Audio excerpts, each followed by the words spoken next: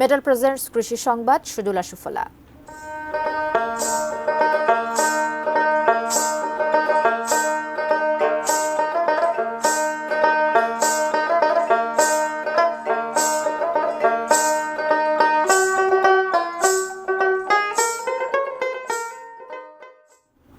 গত কয়েক বছরের চেয়ে এই বছর মুকুল বেশি আসায় স্বপ্ন বুনছেন নওগাঁর আম চাষিরা।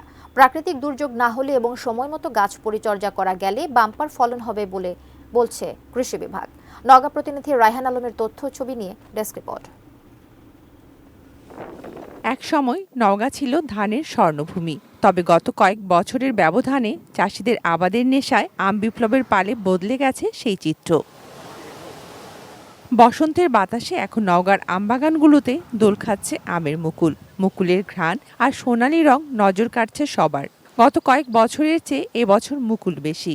গাছ আর মুকুলের যত্নে ব্যস্ত চাষিরা।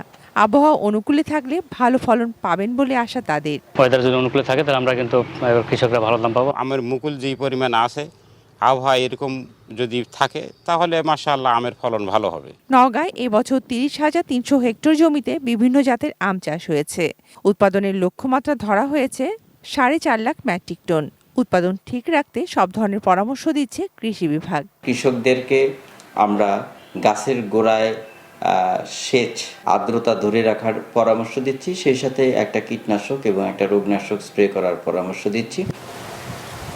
Shakil Aziz, desk report, ATN news.